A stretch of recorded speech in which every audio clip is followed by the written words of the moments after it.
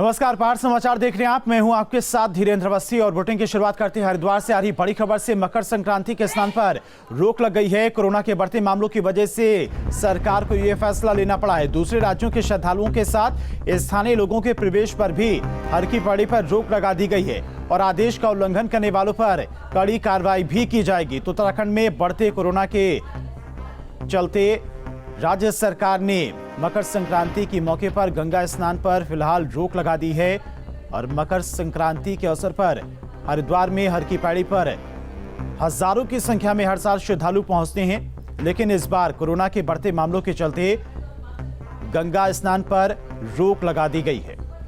तो कोरोना के केस लगातार बढ़ रहे हैं, जिसको देखते हुए हरिद्वार में 14 जनवरी को मकर संक्रांति स्नान पर जिला प्रशासन ने रोक लगा दी है। साथ ही हरकी पौड़ी क्षेत्र में बाहरी राज्यों से आने वाले श्रद्धालुओं के साथ साथ स्थानीय लोगों के आने पर भी रोक लगाया गया है। आदेश का उल्लंघन करने वालों पर कठोर कार्रवाई की जाएगी।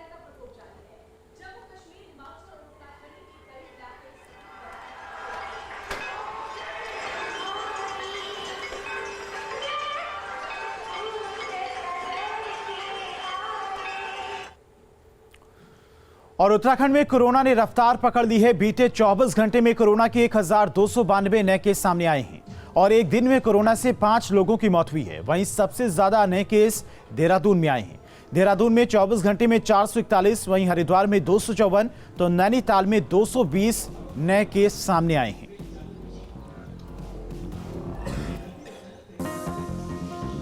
तो 24 घंटे की बात की जाए तो उत्तराखंड में 1292 केस सामने आए हैं और यह आंकड़ा लगातार बढ़ता जा रहा है। देहरादून सबसे ज्यादा प्रभावित है, 441 मामले 24 घंटे में, और इसके बाद हरिद्वार में भी कोरोना का संक्रमण बढ़ता जा रहा है, 254 मामले 24 घंटे में।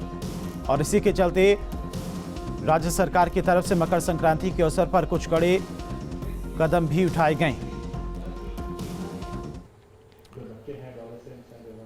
और चलिए बड़ी खबर आपको बता दें, केंद्रीय मंत्री अजय भट्ट कोरोना पॉजिटिव हो गए हैं। हल्के लक्षणों के साथ में कोरोना संक्रमित हुए हैं। अजय भट्ट ने खुद को होम आइसोलेट कर लिया है। तो केंद्रीय मंत्री अजय भट्ट भी कोरोना पॉजिटिव हो गए हैं, कोरोना के संक्रमण की चपेट में आ गए हैं। हल्के लक्षणों के साथ में उन्होंने अपने संक्रमित होने की पुष्टि की है और अजय भट्ट ने खुद को होम आइसोलेट कर लिया है। बीजेपी अध्यक्ष जेपी नड्डा, रक्षा मंत्री राजनाथ सिंह और केंद्रीय मंत्री अजय भट्ट कोरोना पॉजिटिव हो गए हैं। बीजेपी अध्यक्ष जेपी नड्डा ने ट्वीट करके खुद के संक्रमित होने की जानकारी दी। उन्होंने खुद को घर में ही आइसोलेट कर लिया है और राजनाथ सिंह ने भी ट्वीट कर खुद को संक्रमित होने की जानकारी दी है। वो इस वक्त होम क्वारंटाइन में हैं और उन्होंने हाल ही में संपर्क में आए लोगों से खुद को आइसोलेट करने और टेस्ट कराने की अपील भी की है। वहीं केंद्रीय मंत्री अजय भट्ट भी संक्रमित हो गए हैं। अजय भट्ट ने कहा है कि उन्हें हल्के लक्षण मिले हैं उनके अंदर और खुद को उन्होंने होम आइसोलेशन में रखा है।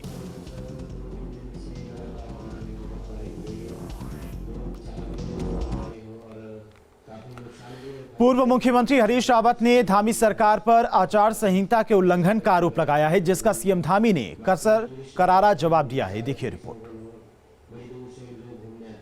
देहरादून में कांग्रेस नेता और पूर्व मुख्यमंत्री हरीश रावत ने सरकार पर चुनाव आचार संहिता के उल्लंघन का आरोप लगाया है। उन्होंने कहा, बैक डेट पर तबादले और राजनीतिक नियुक्तियां की गई। आबकारी, शिक्षा और स्वास्थ्य जैसे विभागों में तबादले कर अपने पसंदीदा अफसरों को रखा जा रहा है, जो आचार संहिता का उल्लंघन है। इलेक्शन की घोषणा के बाद, डेट की घोषणा के बाद आबकारी विभाग में एक आदेश निकाला गया और उस आदेश के जरिए किस प्रकार करोड़ों रुपए का खेल हुआ, जिनमें चहेतों को पोस्टिंगें दी गई अलग। हरीश रावत के आरोपों पर सीएम धामी ने पलटवार करते हुए कहा कि कांग्रेस और करप्शन एक दूसरे के पर्यायवाची हैं। अब वो लोग भी आरोप लगा रहे हैं जिन्होंने अपने कार्यकाल में कुछ नहीं किया। आरोप कोई अच्छा आदमी लगाए जिसने पारदर्शिता से काम किया हो। इनके पास कोई मुद्दा ही नहीं है। मैं आपसे, कोई मुद्दा है क्या? सही, एक मुद्दा हो तो बता दें। कांग्रेस और करप्शन ये दोनों ही एक दूसरे के पर्यायवाची हैं। कांग्रेस के काले और खूनी पंजे को यहाँ जनता, हमारे देवभूमि की जनता निश्चित रूप से यहाँ की सत्ता से हमेशा जैसे उनको 2017 में यहाँ से विदा किया था, इस बार उनको उससे भी और मिनिमाइज करने वाली है। उत्तराखंड विधानसभा चुनाव में अब चंद दिन बचे हैं। ऐसे में सियासी दलों में वार पलटवार होना लाजमी है। अब आने वाला वक्त ही बताएगा कि सत्ता के संग्राम में कौन बाजी मारेगा। Team news state. विधानसभा चुनावों का बिगुल बज चुका है। अब इंतजार केवल प्रत्याशियों के नाम का ऐलान का है। नैनीताल जिले की 6 विधानसभा सीटों पर प्रत्याशियों के चयन को लेकर पार्टी कार्यकर्ताओं से राय शुमारी कर रही है। अभी तक नैनीताल, भीमताल और हल्द्वानी सीट पर राय शुमारी हो चुकी है। पार्टी कार्यकर्ताओं की नब्ज प्रत्याशियों के चयन को लेकर वोटिंग के सहारे टटोली जा रही है। अब बारी रामनगर, कालीडूंगी और लाल कुमार सीट की है। रायशुमारी के बाद पैनल बनाकर रिपोर्ट पार्लियामेंट्री बोर्ड को भेजी जाएगी, जहां से उम्मीदवारों के नाम का ऐलान होगा। उम्मीद की जा रही है कि बीजेपी और कांग्रेस की पहली लिस्ट 15 जनवरी तक आ सकती है। भारतीय जनता पार्टी कार्यकर्ता आधारित पार्टी है और अब हमेशा टिकटों का निर्धारण करने में, चूंकि कार्यकर्ता आधारित पार्टी है तो कार्यकर्ता की राय भी महत्व रखती है, इसलिए नीचे तक के कार्यकर्ताओं की राय आ जाए। और फिर बड़ी बात यह है कि भारतीय जनता पार्टी के परिवारवादी पार्टी नहीं है, लेकिन परिवार भाव से चलने वाली पार्टी है। जनता पार्टी में लोकतंत्र की पूरी व्यवस्था है, लोकतांत्रिक पार्टी है और कैडर बेस्ड पार्टी होने के कारण संगठन के प्रत्येक कार्यकर्ता को अपनी उम्मीदवारी करने का अधिकार है। और हमारे युवा मुख्यमंत्री हैं और युवा इस देश का नेतृत्व करते हैं, उस नाते भारतीय जनता पार्टी में सबको उम्मीदवारी करने का अधिकार है। और देश के अंदर और उत्तराखंड के अंदर, पूरे देश के अंदर युवा महत्वपूर्ण भागीदारी रखता है, मतदाता के रूप में, पोलिंग बूथ तक ले जाने के रूप में और जनता के बीच में जाने के रूप में। और सामाजिक कार्यकर्ता विनोद बलटिया आम आदमी पार्टी में शामिल हो गए हैं। दिल्ली प्रदेश अध्यक्ष और पर्यावरण मंत्री गोपाल राय के समक्ष में सैकड़ों समर्थकों के साथ में आपकी सदस्यता ली है। विनीत को महानगर अध्यक्ष की जिम्मेदारी दी गई है। प्रदेश प्रवक्ता सुमित टिक्कू ने जानकारी दी। विनीत स्वर्गीय एनडी तिवारी जी के परिवार से आती हैं और विनीत के शामिल होने से पार्टी को मजबूती मिलेगी। साथ ही हल्द्वानी एवं पूरे कुमाऊं में आम आदमी पार्टी के प्रति एक सकारात्मक संदेश युवाओं के बीच जाएगा।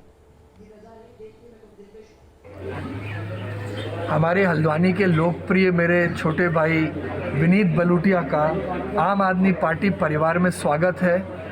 आज हमारे दिल्ली प्रदेश अध्यक्ष माननीय गोपाल राय जी, जो दिल्ली के मंत्री भी हैं, उनके सानिध्य में विनीत बलूटिया महानगर अध्यक्ष हल्द्वानी मनोनीत होने पर मैं इन्हें और पूरे आम आदमी परिवार को हार्दिक शुभकामनाएं देता हूं।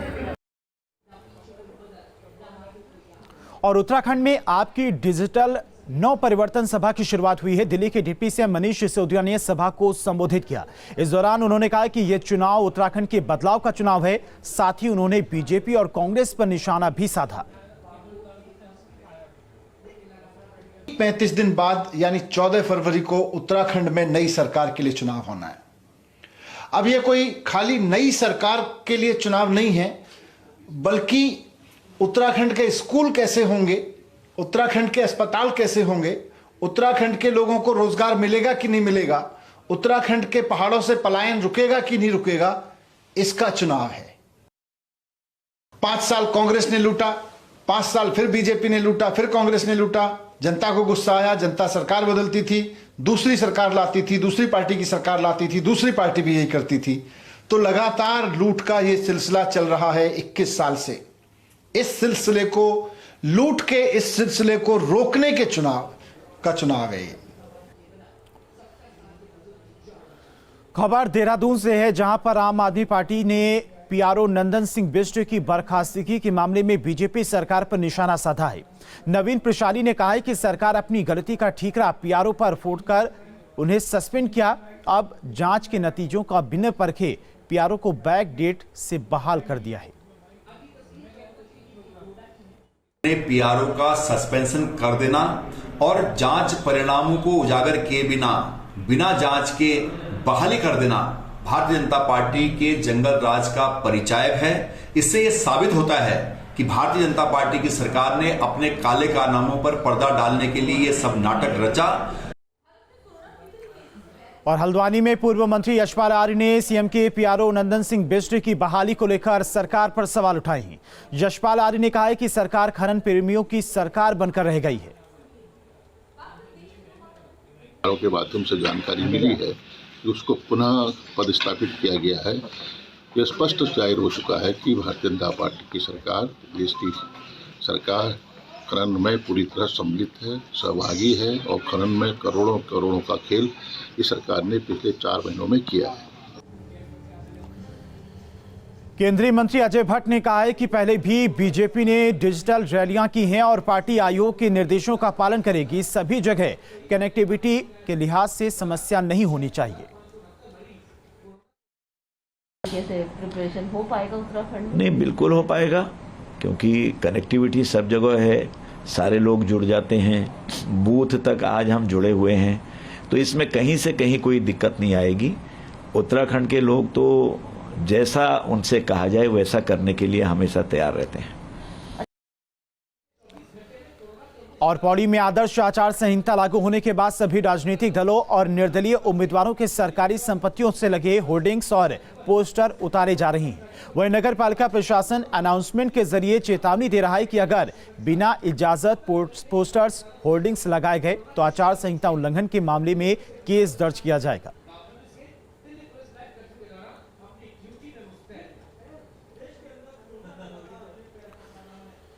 वहीं टिहरी के 6 विधानसभाओं में चुनाव करवाने के लिए जिला प्रशासन ने कमर कस ली है। टिहरी डीएम ईवा श्रीवास्तव ने बताया है कि बीते 8 जनवरी से आचार संहिता लागू हो गई है, जिसको देखते हुए हर सभी विधानसभाओं में होर्डिंग्स, बैनर हटा दिए गए हैं और इस समय कोविड के नियमों का पालन भी करना जरूरी है, जिसके लिए नोडल अधिकारी बनाए गए हैं जो निर्वाचन में अपनी जिम्मेदारी निभाएंगे।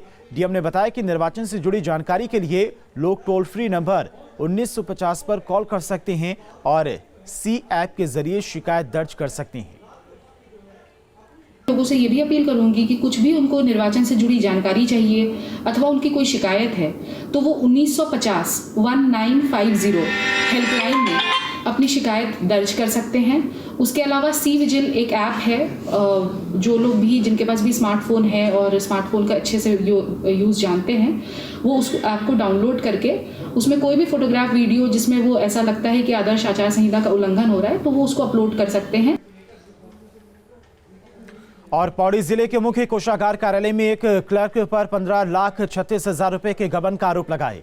इसकी शिकायत खुद असिस्टेंट अकाउंट अफसर ने पुलिस से की है, जिस पर पुलिस ने जांच शुरू करते हुए मामले में धारा 420 और धारा 409 में पंजीकृत कर जांच शुरू कर दी है। और पौड़ी के कोतवाल के मुताबिक विभिन्न पेंशनरों की पेंशन की धनराशि का अनियमित भुगतान कर पेंशनरों की धनराशि को गबन करने का आरोप है। उन्होंने बताया कि जांच में जो भी तथ्य सामने आएंगे उसके आधार पर पूरी कार्रवाई की जाएगी।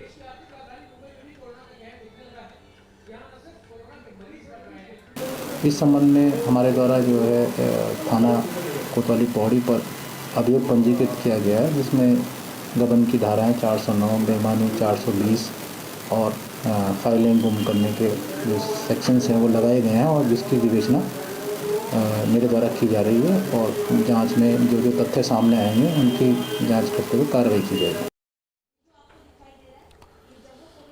और खबर चमोली से है, जहां ऋषिकेश कर्णप्रयाग रेल लाइन का काम युद्ध स्तर पर जारी है, जिसको लेकर लोगों में भी उत्साह है। वहीं रेल लाइन बनाने से पर्यटकों को से लेकर व्यापारियों में भी खासा उत्साह देखने को मिल रहा है। ऋषिकेश से कर्णप्रयाग तक अभी आ रही है और आगे बद्रीनाथ ले जाने की भी जो बात है, इससे इतना ज़्यादा फायदा होगा जिसकी कोई कल्पना भी नहीं कर सकता। मुझे लगता है कि यहाँ का कायाकल्प होगा आर्थिक रूप से। आप देखिए, उसके बाद ट्रांसपोर्टेशन इतना सस्ता हो जाएगा, लोगों को आने जाने में सुविधा होगी। विधानसभा चुनाव का शंखनाद हो चुका है। हर दल अपना अपना गणित बिठाने में लगा हुआ है, लेकिन उत्तराखंड में बीजेपी की रणनीति क्या है? उत्तराखंड के मुख्यमंत्री पुष्कर सिंह धामी ने न्यूज स्टेट से खुलकर बात की और हर सवाल का जवाब बेबाकी से दिया। नमस्कार, आपके साथ मैं हूं विद्यानाथ झा। केदार टू काशी चुनावी तीर्थ यात्रा में लोगों से, समाज के हर तबके से, संत से, कार्यकर्ताओं के अलग अलग पार्टियों से बात करते हुए अब हम देहरादून में हैं और हमारे साथ पुष्कर सिंह धामी जी हैं, जो प्रदेश के मुखिया हैं, मुख्यमंत्री हैं। बहुत बहुत स्वागत है सर आपका। जी धन्यवाद झा साहब। सर, मैं केदार से लेकर और हरिद्वार तक घूमा, अलग अलग तीर्थ स्थानों पर भी गया और लोगों से बात भी की। लेकिन इस बीच सबसे पहले सवाल मेरा आपसे यही है कि पहाड़ों पर चुनाव करना और चुनावी रैलियां करना वो थोड़ा मुश्किल काम होता है। अब तो चुनाव आयोग की तरफ से जो घोषणाएं कर दी गई हैं उसके बाद थोड़ा और मुश्किल हो गया, तो कैसे आप लोगों ने तैयारी की है और कैसे अब चुनाव प्रचार करने वाले हैं आप लोग? देखिए, हम लोग पूरी तरह से तैयार हैं, तैयार थे और तैयार रहेंगे। चुनाव आयोग ने जो भी दिशा निर्देश जारी किए हैं चुनाव को लेकर, उसके अनुरूप सभी को सहयोग करना चाहिए। सरकार भी उसमें सहयोग कर रही है, हम लोग भी सरकार सहयोग करेंगे, हमारी पार्टी भी सहयोग करेगी। और थोड़ा कठिन है क्योंकि महामारी भी है और चूँकि पहाड़ों में कई जगह पर बर्फबारी भी है, लेकिन लोकतंत्र का उत्सव है, इसलिए इस लोकतंत्र के उत्सव में उत्तराखंड के लोग उसको मनाने के लिए आगे आएंगे और अच्छी सरकार चुनेंगे। उत्तराखंड में एक रिवायत रही है कि 5 साल बीजेपी, 5 साल कांग्रेस। इस बार आप लोग भी बहुत आक्रामक तरीके से चुनाव प्रचार कर रहे हैं, चुनाव लड़ रहे हैं। आप कुछ वक्त पहले मुख्यमंत्री बनाए गए हैं। इस रिवायत को तोड़ने के लिए आपका क्या प्लान है? देखिए, मोदी जी के प्रधानमंत्री बनने के बाद देश के सारे इतिहास बदले हैं। देश के अंदर चाहे आसाम हो, चाहे हरियाणा हो, चाहे दूसरे प्रदेश हों, हर जगह पर नया इतिहास बना है। यहाँ भी नया इतिहास बनेगा क्योंकि पिछले 5 सालों में उत्तराखंड के अंदर माननीय प्रधानमंत्री जी के नेतृत्व में उत्तराखंड की सरकार ने यहाँ पर 1 लाख करोड़ से भी ज़्यादा योजनाएं यहाँ के लिए स्वीकृत की हैं, जिन पर काम भी चल रहा है, जो धरातल पर भी उतर रही हैं। बहुत सारी योजनाएं पूरी भी हो गई हैं। और उसके साथ साथ सड़कों के क्षेत्र में हो, आज जिस प्रकार से पूरा जाल बिछ गया है, लोग तुलना कर रहे हैं कि 2014 से पहले कैसा उत्तराखंड था और आज का उत्तराखंड कैसा है। तब की सड़कें कैसी थी, आज की सड़कें कैसी हैं। हवाई सेवाओं में जिस प्रकार से एकदम इतना उछाल आया है, इतना सुधार हुआ है, लोग उसकी भी तुलना कर रहे हैं। रेल कनेक्टिविटी, जो पहाड़ में रेल जाना एक सपने से भी ज़्यादा सपना था, वो सपना भी लोगों का पूरा हो रहा है। 125 किलोमीटर की रेल लाइन हमारी बन रही है, बहुत तेज़ी से उस पर काम चल रहा है, ऋषिकेश से कर्णप्रयाग। और अभी टनकपुर से बागेश्वर जो रेल लाइन है, उस रेल लाइन के लिए भी 29 करोड़ रुपया अभी जारी हो गया है। डीपीआर उसकी तैयार हो रही है, डीपीआर बनने के लिए, ब्रॉड गेज सर्वे के लिए। तो हर क्षेत्र में कोरोना महामारी में भी लोगों ने देखा है किस प्रकार से काम हुआ है। इसी प्रकार से हम लोगों ने भी यहाँ पर चाहे मुख्यमंत्री महालक्ष्मी किट योजना प्रारंभ की है, मुख्यमंत्री वात्सल्य योजना प्रारंभ की है। हमने हमारे जो अतिथि शिक्षक थे उनका वेतनमान बढ़ाया है, 15,000 से 25,000 किया है। शिक्षा मित्रों का बढ़ाया है। हमने आंदोलनकारियों का हमने पेंशन बढ़ाई है। ग्राम प्रधानों का हमने मानदेय बढ़ाया है। त्रिस्तरीय पंचायत में काम करने वालों का बढ़ाया है। उपनल के कर्मचारियों का बढ़ाया है। सरकारी कर्मचारियों का बढ़ाया है। आशाओं का, आशा बहनों का, आंगनबाड़ी की बहनों का, सभी का हमने कोई ना कोई रास्ता निकाला है। हमने भोजन माताएं हैं, पीआरडी के जवान हैं, हमारे कृषि सहायक हैं, सभी को हमने, और साथ ही हमने कोरोना महामारी में भी हर वर्ग के लिए, चाहे वो पर्यटन के क्षेत्र में जुड़े हुए हों, चाहे परिवहन के क्षेत्र में जुड़े हुए हों, स्वास्थ्य के क्षेत्र में हों, चाहे हमारे युवक मंगल दल के लोग हों, महिला मंगल दल के लोग हों, हमारी बहनें जो स्वयं सहायता समूह चलाती हैं उनको 119 करोड़ रुपए का पैकेज दिया है। यानी कोई क्षेत्र हमने छोड़ा नहीं है। मैं बात कर रहा था जब सीएम साहब आपके क्षेत्र में अलग अलग जगहों पर जाकर, तो लोग इस बात से तो खुश थे कि धामी साहब आए हैं, युवा मुख्यमंत्री हैं, कुछ आपने जो फैसले लिए हैं उसकी भी लोग तारीफ करते हुए मुझे मिले। एक चीज़ को लेकर जो आपके विरोधी थे जिनसे मेरी बात हो रही थी, तो कहते हैं कि भाई एक फैसला जो आपकी ही सरकार का था आपने वापस ले लिया, देवस्थानम बोर्ड वाला। देखिए, हमारी सरकार का फैसला था और उस समय में फैसला लिया गया था, लेकिन जब मैंने 4 जुलाई 2021 से जब से मैंने मुख्य सेवक के रूप में जब से मैंने काम शुरू किया, तो बहुत सारे लोग मेरे पास आए, प्रतिनिधि मंडल आए, धर्म क्षेत्र में काम करने वाले आए, हमारे पुरोहित आए, हमारे पंडा समाज के लोग आए, संत समाज के लोग आए। सभी की मांग थी कि इस समय में जो है इसको वापस लिया जाना चाहिए, हम लोगों से वार्ता करके नया एक्ट लाया जाना चाहिए था। तो हमने उसके लिए कमेटी बनाई। हमारे बहुत वरिष्ठ नेता हैं मनोहर कांत ध्यानी जी, उनकी अध्यक्षता में एक कमेटी बनाई। उस कमेटी ने 3 महीने तक काम किया। काम करने के बाद अपनी रिपोर्ट दी। उसके बाद हमने मंत्रिमंडल की उप समिति बनाई और इस समय में देशकाल परिस्थिति के अनुरूप हमने उसको वापस लिया है, क्योंकि राज्य के हित में और सभी लोगों के भावनाओं के अनुरूप।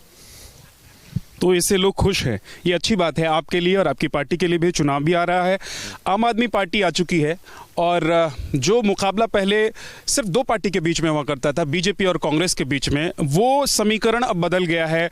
और हरीश रावत ने भी कहा है कि भाई आप अपने आप को वोट कटवा पार्टी मत कहिए, आम आदमी पार्टी को, केजरीवाल को कहा है। तो आप कैसे देखते हैं इस त्रिकोणीय समीकरण? देखिए, यहाँ पर कोई त्रिकोणीय संघर्ष नहीं है। यहाँ पर सारे लोग देख रहे हैं कि हमने पिछले 5 सालों में और प्रधानमंत्री जी के नेतृत्व में देश में जब से उनकी सरकार चल रही है 2014 से लेकर अब तक लगातार जनहित के फैसले लिए जा रहे हैं, जनता के काम हो रहे हैं। और ये जो पार्टियां हैं ये अब 4.5 साल बीत जाने के बाद पिछले 4 महीने से 5 महीने से यहाँ दिखाई दे रहे हैं और इनका एजेंडा केवल और केवल चुनाव है। चुनाव के अतिरिक्त कोई एजेंडा नहीं है। इसलिए उत्तराखंड की जनता को निश्चित रूप से यहाँ की जनता बहुत जागरूक है। यहाँ के सभी लोग सब कुछ जानते हैं, बड़े राष्ट्रवादी भी हैं, परिश्रमी हैं, मेहनती हैं, स्वाभिमानी हैं। तो वो कारनामे हैं इन लोगों ने जो किए हैं, एक कारनामों और कामों में उनको एक को चुनना है। तो कामों को चुनेंगे, जो अच्छे काम हुए, विकास के काम हुए, उन विकास के कामों पर अपनी मोहर लगाएंगे, अपना आशीर्वाद देंगे। मुझे पूरा विश्वास है। अरविंद केजरीवाल जैसे दिल्ली में फ्री बिजली, फ्री पानी, वैसी वादे उन्होंने यहाँ पर भी किए हैं। भत्ता को लेकर वादा किया, बेरोजगारी भत्ता देंगे, 300 यूनिट बिजली देंगे, तमाम तरह के ऐसे वादे हैं जिससे लोगों को लगता है कि ये सब फ्री में मिलने वाला है। आपको लगता है कि इन वादों का उत्तराखंड की जनता पर कोई असर पड़ेगा? नहीं, उत्तराखंड के लोग जानते हैं अच्छी तरह से, वो उनको फ्री की चीज़ें नहीं चाहिए। उनको यहाँ पर चूँकि स्वाभिमानी लोग हैं, मेहनती लोग हैं, मैंने पहले कहा परिश्रमी हैं, उनको एक अच्छा शासन चाहिए। और अच्छा शासन आज मोदी जी के नेतृत्व में पूरे देश में चल रहा है। एक कार्य संस्कृति आई है, एक कार्य व्यवहार आया है उनके बनने के बाद, वो पूरे देश में चल रहा है, उसको उत्तराखंड में भी आगे बढ़ेगा। शिक्षा, स्वास्थ्य और रोजगार, हमें घूमते हुए जब लोगों से बात हुई तो लोगों ने कहा कि देखिए बीजेपी की सरकार आई, बहुत सारे काम हुए, सड़क बनी जो आपने भी गिनवाया, और रेल परियोजना आई, बहुत सारी चीज़ें हुई अच्छी। लेकिन ये तीनों क्षेत्र ऐसे हैं जिसमें अभी भी लोगों को बहुत सारी उम्मीदें हैं और शिकायतें भी। नहीं, देखिए, जहाँ तक सुधार की गुंजाइश है वो हमेशा रहती है। और ये गुंजाइश इसलिए है कि प्रधानमंत्री मोदी जी के नेतृत्व में एक जो कार्य व्यवहार आया है कि अपने आप से और अधिक परिश्रम करना, यानी। और यहाँ पर रुकते हैं एक छोटे से ब्रेक के लिए।